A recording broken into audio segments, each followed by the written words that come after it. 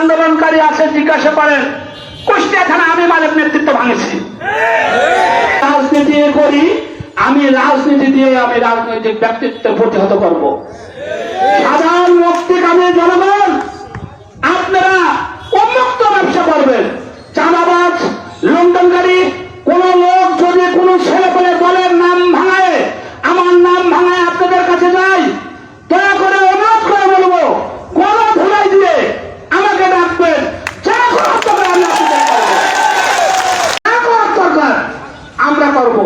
তবে একটা কথা আপনাদেরকে সাবধান করি, আমি লীগ নাই, এটা জাতীয় ঐক্যমত্যের সরকার গঠন হবে, আজকে রাত্রে ফয়সালা হবে।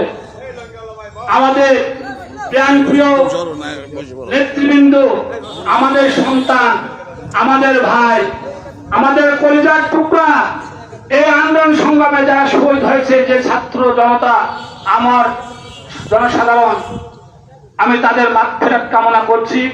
আমি তাদের জন্য সবার কাছে দোয়া প্রার্থনা করছি। আপনারা মহান সৃষ্টিকর্তার কাছে নামাজ পড়ে দোয়া করবেন, তারা যেন সবাই শহীদের দরজা পায়। আজকে এই শহীদদের আত্মত্যাগের বিনিময়ে, এটা আমার গর্ব না, আমার কর্তৃত্ব না, এই শহীদদের কর্তৃত্ব, তাদের আত্মত্যাগের বিনিময়ে আমরা আজকে এখানে উপনীত হতে পেরেছি। আমি এদেশের সন্তান, ভুল করলেও আমার বাপ ভাইরা শুনবে, আমি ভালো বললেও আমার বাপ ভাইরা শুনবে। আপনারা শোনেন, সময় অল্পতা, কিছু কথা আর বলার ছিল।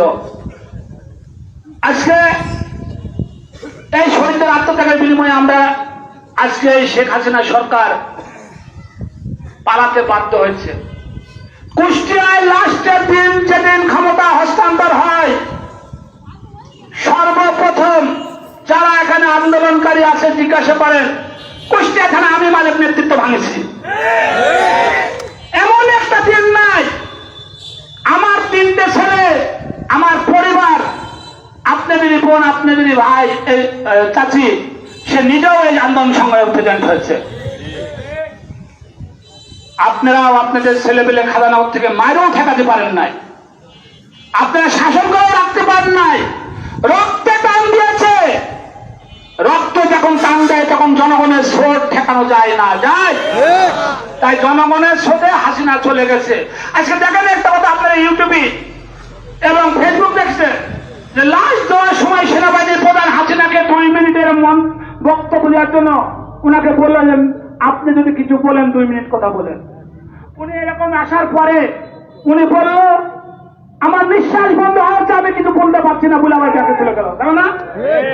আমি আমার নেতৃকর্মীদেরকে আমি সেই কথাটাই মনে করে দিচ্ছি, আপনারা এমন কিছু করেন না, শুধু খাজারন নয়, কুষ্টিয়া জেলাতে আমাদের যেন দম বন্ধ না হয়ে যায়। আমাদের দম এখন আল্লাহ তাআলা যেভাবে রেখেছে, ক্ষমতা চিরস্থায়ী না, ভোটে জনগণ না দিলে বিএনপি ক্ষমতা গঠন করতে পারবে না, কিন্তু আমাদের দম যেন বন্ধ না